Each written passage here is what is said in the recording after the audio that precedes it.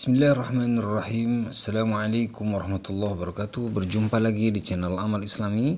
Pada kesempatan kali ini saya akan mengajak kita semua untuk mengenal lebih dalam huruf hijaiyah ketika huruf ini berada pada kata bahasa Arab, dalam kalimat bahasa Arab. Ini merupakan langkah ketiga dari step by step mengenal huruf hijaiyah, penyebutan huruf dengan baik dan benar di video saya yang pertama. Kemudian bagaimana membaca huruf hijaiyah dengan harakat di video saya yang kedua.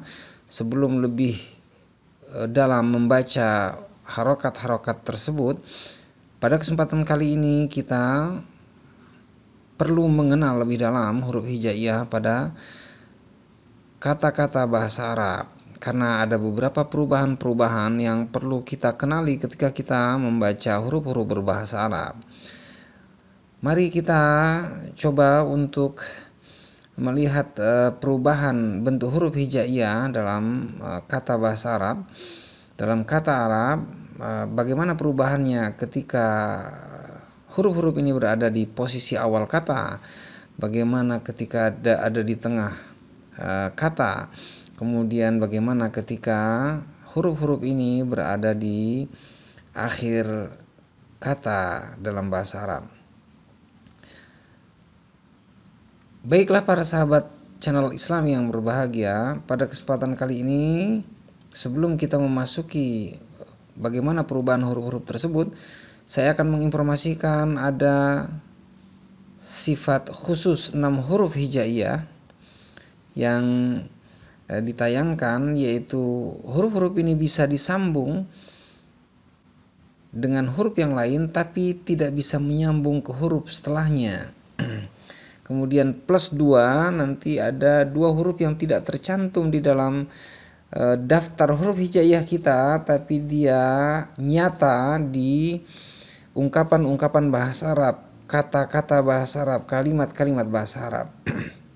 Baik, kita lihat apa saja 6 huruf yang bisa disambung dengan huruf yang lain tapi dia tidak bisa menyambung ke huruf yang lain. Yang pertama adalah huruf alif, yang kedua adalah huruf dal, yang ketiga adalah huruf zal, yang keempat huruf ra, yang kelima huruf zai, dan yang keenam huruf waw.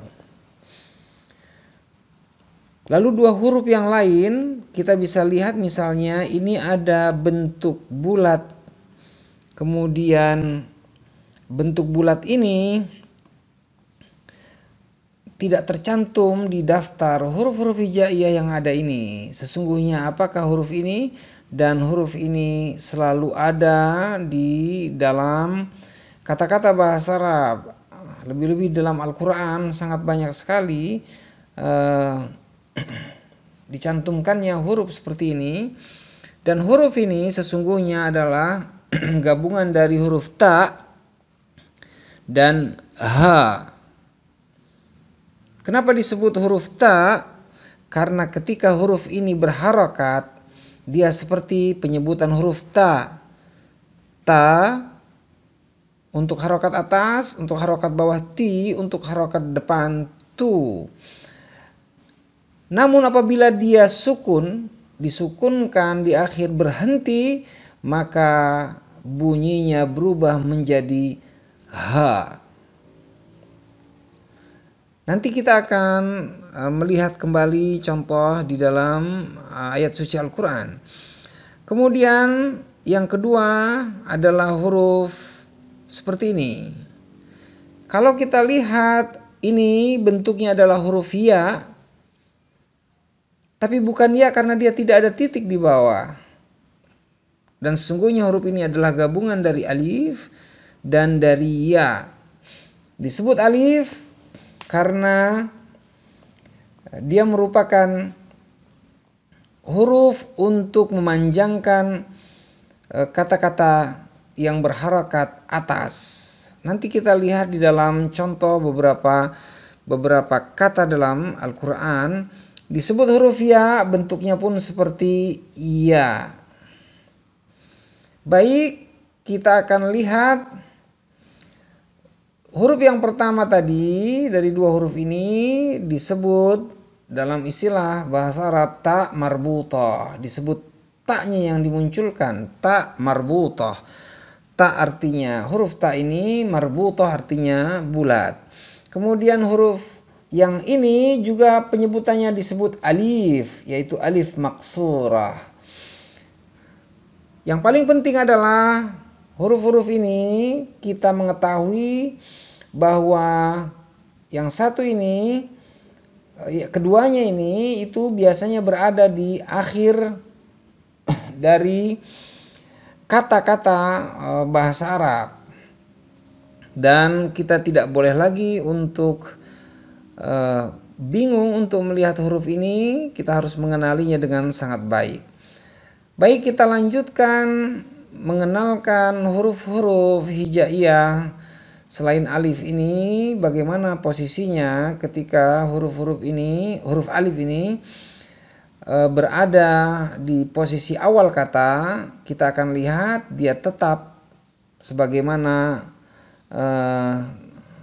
alif ketika ditulis bebas sendiri. Kemudian ketika posisi di tengah kata ada dua, yang pertama seperti biasa dan yang kedua disambung oleh huruf yang lain. Kemudian posisi ketika di akhir kata sama seperti di tengah kata, dia tegak berdiri seperti biasa atau dia bisa disambung dengan huruf yang lain. Bentuknya adalah seperti ini. Lanjut ke huruf yang lain, yaitu hamzah. Hamzah ini biasanya muncul di atas alif kalau dia di awal kata, atau dia di atas alif tapi disambung dengan huruf yang lain kalau dia di tengah kata, atau dia di atas huruf waw dan di atas huruf ya. Posisi ya yang tidak ada titik ini sebagaimana kita sebutkan tadi, ada huruf ya, yaitu alif maksurah dalam bentuk ya yang tidak bertitik. Kita lanjut lagi, hamzah di akhir kata dia bisa tertulis seperti ini sendiri, bebas sendiri, atau dia di atas alif yang disambung dengan huruf sebelumnya, atau dia di atas huruf ya yang tidak bertitik yang tadi sudah kita coba lihat, yaitu alif maksurah. Baik, kita lanjut ke huruf yang lain. Bagaimana huruf-huruf ini berada di posisi awal kata, di posisi di tengah kata, dan posisi di akhir kata. Baik, di awal kata huruf-huruf ini, alif tadi sudah, huruf ba seperti ini. Ada ciri khas tetap titik satu, bentuk pertama ini melekat, kemudian titik satu itu merupakan cirinya. Begitu juga ta, titik dua di atas merupakan cirinya. Begitu juga sa, ada titik tiga di atas dengan cirinya seperti ini di awalnya. Kemudian huruf jim, bentuk atasnya ini tidak berubah, titiknya ada di bawahnya. Karena dia menyambung ke huruf setelahnya, maka bentuknya seperti ini. Begitu juga ha, dan begitu juga huruf kha. Bagaimana posisi di tengah kata? Posisi di tengah kata, karena huruf-huruf ini mungkin disambung dengan huruf yang lain dan mungkin menyambung ke huruf yang lain, maka bentuknya seperti ini. Ya, huruf ba jika disambung dengan huruf yang lain dan menyambung ke huruf yang lain, maka bentuknya seperti ini. Dia ada satu gigi di sini. Ya, lekukan, kita sebut gigi saja. Kemudian huruf ta juga demikian, ciri khasnya titik di atas tetap. Kemudian sa juga demikian. Kemudian jim pun demikian, disambung dengan huruf yang lain dan menyambung ke huruf yang lain. Ciri khasnya adalah bentuknya yang seperti ini. Kemudian ada titik di bawah, begitu juga ha yang tidak bertitik, dan kha dengan titik di atas. Kemudian posisi akhir kata huruf-huruf ini kembali lagi ke bentuk semula. Kita bisa lihat bagaimana ba ketika di akhir kata setelah disambung dengan huruf yang lain dia kembali ke bentuknya semula. Begitu juga ta, kembali sa, jim, kita bisa lihat jim kembali ke posisi semula. Begitu juga ha dan huruf kha. Perlu kita ketahui bahwa huruf 6 sifat yang khusus dari huruf-huruf ini yang tadi sudah kita jelaskan, jika berada di depan huruf-huruf ini walaupun dia berposisi di tengah kata, karena huruf-huruf ini tidak bisa menyambung ke huruf-huruf yang ada ini, maka bentuk di tengah kata ini berubah seperti di awal kata. Mari kita lihat misalnya kata-kata abtar, kata-kata rajim, kata-kata wahyun. Kita bisa lihat huruf ba, dia ada di tengah kata. Tapi tertulis tidak seperti di tengah kata, dia seperti di awal kata karena huruf sebelumnya tidak bisa menyambung ke huruf ba. Begitu juga kata yang ini, huruf jim yang berada di tengah kata seharusnya berbentuk seperti ini, tapi dia berbentuk seperti di awal kata karena huruf ra tidak bisa menyambung ke huruf jim. Begitu juga kata yang ini, huruf waw tidak bisa menyambung ke huruf ha, walaupun berada di tengah kata, dia berbentuk seperti di awal kata. Ya, kita bisa lihat seolah-olah dia ada di awal kata, begitu juga jim, begitu juga huruf ha. Lalu ada yang bertanya, apa pentingnya kita mengerti kata kalau kita ingin belajar membaca?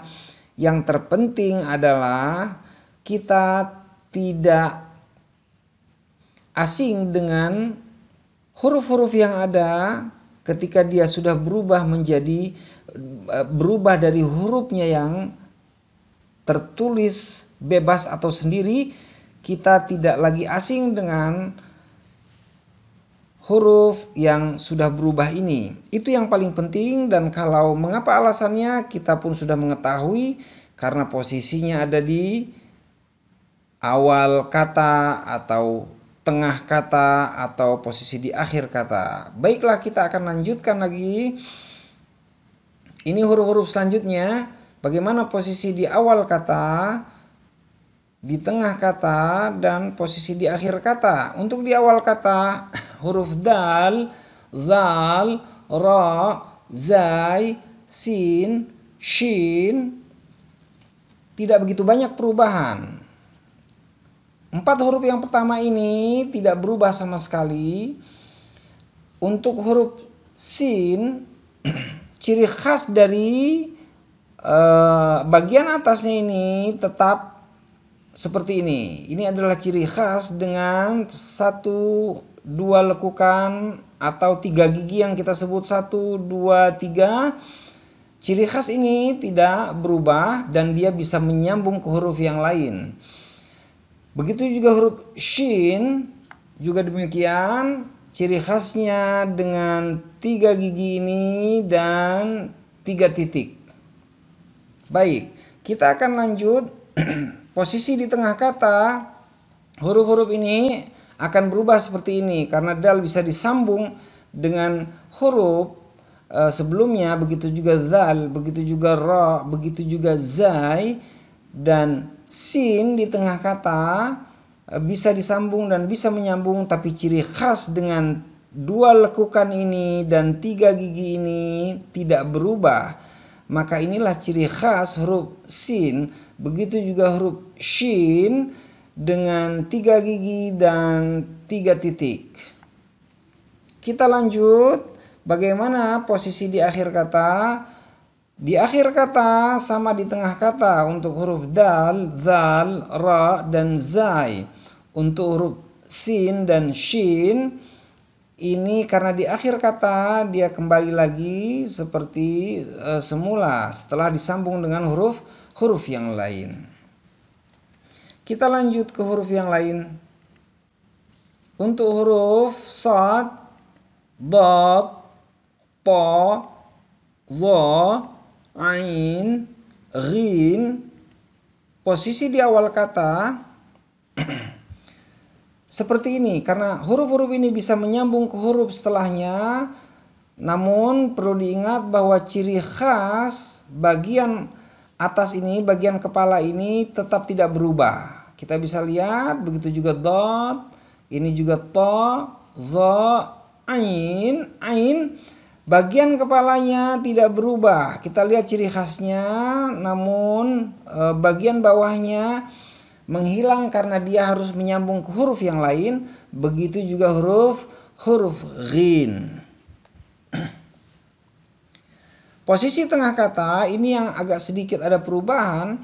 Coba kita lihat huruf shad, ciri khas kepalanya masih tetap disambung dan menyambung. Begitu juga dot, begitu juga ta, begitu juga za. Namun huruf ain agak sedikit berubah. Setelah disambung dan menyambung ke huruf yang lain, maka huruf ain bentuk kepalanya itu berubah seperti ini. Ini perlu kita ingat-ingat. Begitu juga ghin, sama seperti ain, ketika dia ada di tengah kata, disambung dengan huruf yang lain dan menyambung ke huruf yang lain, bentuk kepalanya pun berubah, tapi ciri khas dengan titik satu di atas itu masih tetap ada. Kita perlu betul-betul mengingat ini. Kemudian untuk akhir kata, sebagaimana biasa, huruf-huruf ini setelah disambung dengan huruf-huruf yang lain, dia kembali kepada posisi semula, huruf shad, dad, ta, za. Namun huruf ain dan ghin dia kembali ke seperti semula, namun bentuk kepalanya ini tetap seperti ini. Tetap seperti ini. Ini adalah ciri khas. Terkadang ada mereka yang menulis tulisan bahasa Arab, bentuk kepala yang atas ini itu kembali ke bentuk seperti semula ini. Namun apakah berbentuk ini seperti semula atau berbentuk seperti di tengah posisi kata, kita sebaiknya tidak bingung dan perlu kita ingat-ingat dan perlu kita latih terus untuk mengenal huruf ain dan ghin di posisi tengah kata dan akhir kata. Selanjutnya adalah huruf fa, qaf, kaf, lam, mim. Bagaimana di posisi awal kata, posisi tengah kata, posisi akhir kata. Untuk posisi awal kata, huruf-huruf ini seperti ini. Ciri khas untuk posisi atas atau kepala dari huruf ini itu tidak berubah. Kita bisa lihat qaf dengan titik 2, dengan lingkarnya dengan titik 2 di atas. Begitu kaf, untuk huruf kaf dia berubah seperti ini, menghilangkan huruf seperti hamzah ini, kemudian meluruskannya di sini. Begitulah kira-kira sehingga dia akan berubah seperti ini. Huruf lam juga lekukannya hilang karena dia harus menyambung ke huruf yang lain. Huruf mim, ciri khas kepalanya ini tetap, kemudian dia menyambung ke huruf yang lain. Dan nun seperti ini dengan ciri khas titik di atas satu dengan lekukan seperti ini. Baik, kita lanjut di posisi tengah kata. Huruf fa karena dia bisa menyambung dan disambung dengan huruf yang lain, disambung dengan huruf yang lain dan menyambung ke huruf yang lain, maka agak sedikit berubah bentuk kepalanya, tapi ciri khas lekukan ini ada lekukan ini dan satu titik di atas itu tetap melekat. Begitu juga huruf qaf dengan titik 2 di atas. Begitu juga kaf. Kaf setelah disambung dan menyambung dia posisinya seperti ini, bentuknya seperti ini. Begitu juga lam, ini setelah disambung dengan huruf yang lain dan menyambung ke huruf yang lain. Ini perubahan mim dan ini perubahan nun. Posisi di akhir kata, huruf-huruf ini kembali ke posisi semula setelah disambung dengan huruf yang lain, kemudian kembali ke posisi seperti dia tertulis sendiri atau bebas. Kemudian huruf qaf juga demikian, huruf kaf juga demikian, lam dengan lekukannya, huruf mim dan huruf nun. Perlu kita ingatkan kembali untuk 6 sifat khusus dari huruf yang 6 ini. Jika huruf ini muncul, kita bisa lihat dia akan tertulis sendiri ketika di akhir kata huruf kaf ini tersambung, tapi karena huruf sebelumnya huruf ro tidak bisa menyambung, maka dia tertulis bebas sendiri seperti ini. Begitu juga kata-kata khardal misalnya, dengan kata ini semuanya ada di akhir tapi dia tertulis sendiri karena huruf sebelumnya tidak mungkin untuk menyambung ke huruf yang akhir ini. Kita bisa lihat dia kembali ke posisi semula, begitu juga lam, begitu juga nun. Ketiganya kaf, lam dan nun kembali ke posisi semula walaupun dia di akhir kata karena huruf sebelumnya tidak mungkin menyambung ke huruf yang akhir. Baik, kita lanjutkan lagi ke huruf waw di posisi awal kata, di tengah kata, di akhir kata. Di awal kata huruf waw tetap seperti waw tertulis bebas sendiri. Di tengah kata huruf waw tertulis seperti itu karena bisa disambung dengan huruf sebelumnya. Dan di posisi akhir kata huruf waw juga sama karena bisa disambung dengan huruf sebelumnya. Untuk huruf H dan ya, kita bisa lihat huruf H dia bisa menyambung ke huruf sebelumnya kalau dia di awal kata tetap tidak berubah bentuknya dan menyambung ke huruf setelahnya. Kalau dia posisi di tengah kata huruf H berbentuk seperti ini.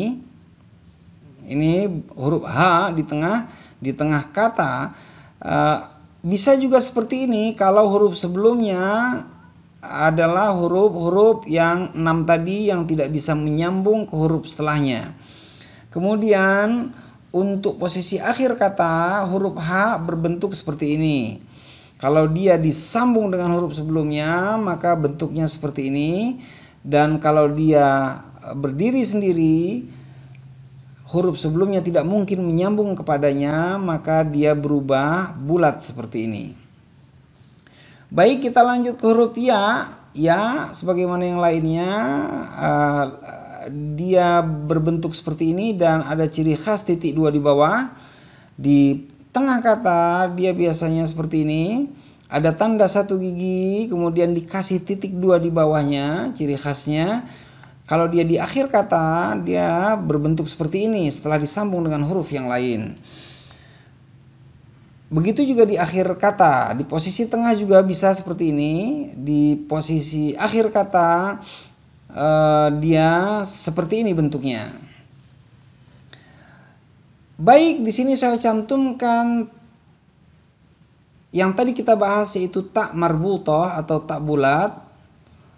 Ada di akhir kata seperti ini, dan kalau dia tertulis sendiri di akhir kata, dia dalam bentuk seperti ini. Kita bisa lihat seperti H dan H, tapi dia dengan ciri khas titik 2 di atas. Ini namanya tak marbutah yang setelah kita bahas di awal tadi. Dan ini juga perlu dicantumkan yang tadi alif maksurah, yaitu bentuknya ya, dan dinamakan alif maksurah. Nanti kita akan lihat di contoh 1-2 kata untuk menampilkan contoh dari tak marbutah dan alif maksurah ini.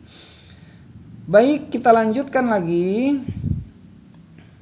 Contoh untuk tak marbutah dalam kata-kata bahasa Arab dan alif maksurah dalam kata-kata bahasa Arab. Kita misalnya bisa melihat dalam surah Al-Qari'ah. Kita bisa lihat ini dia huruf ta. Ini huruf Ta marbutah, kalau kita membaca al-qari'atu, mal-qari'ah, ini berbunyi tu, karena ini berhenti dia berbunyi ha, al-qari'ah. Baik, kalau dia berharokat, kita baca dan dilanjutkan, dia bunyinya bunyi ta. Apabila dia disukunkan, dia terdengar bunyi ha. Begitu juga di ayat 9 bisa kita lihat fi amadim mumaddadah. Nah, ini huruf ta itu dimatikan, bunyinya adalah dah. Ya, dimatikan dan bunyinya adalah bunyi ha. Ya, itu kita lihat. Ini bentuknya. Kalau dia sendiri ini bentuknya, karena huruf dal tidak mungkin menyambung ke huruf setelahnya. Baik, kita bisa lihat dalam surah Ad-Duha, misalnya wad-duha wal-laili idza saja, disebut huruf maksurah karena memang dia menandakan panjangnya bunyi a di sini. Dia menandakan bahwa bunyi a itu panjang. Maka dia disebut alif maksurah. Kemudian dalam surat Ad-Duha juga ayat ke-6, alam yajidka yatiman fa'awa. Wa di sini lihat di akhir sini dia mendukung bunyi wa. Bunyi harakat di atas ini agar lebih panjang sedikit dalam bunyi bacaan. Itulah tampilan dari alif maksurah dan juga ta marbutah. Semoga dapat menambah pemahaman kita. Ini dia bisa dilihat di akhir ketika disambungkan dalam kata bahasa Arab, dan ini ketika berbentuk sendiri tanpa titik, ketika huruf sebelumnya tidak mungkin menyambung ke huruf alif maksurah atau ya yang tidak bertitik ini. Baik,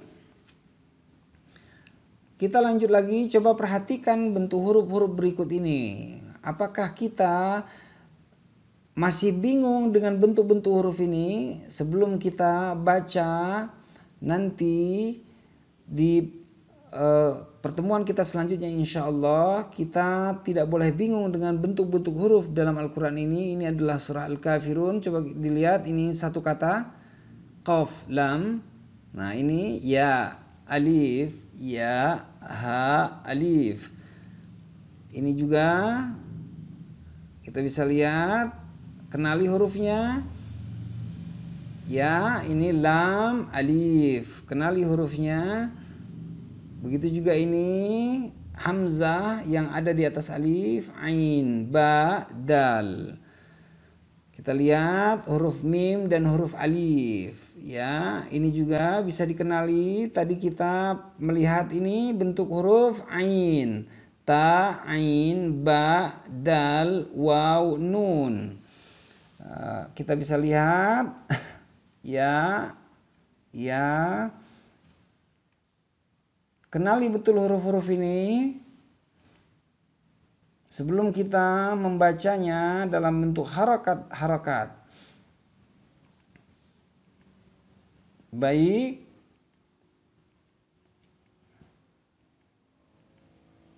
Ya, masih mengenalinya. Ya, kita lihat huruf lam, kaf, mim. Ya, ini huruf dal, ya, nun, kaf, mim. Ya, bisa kita lihat, kenali betul hurufnya, huruf lam dan ya. Ini juga huruf dal, ya, dan nun.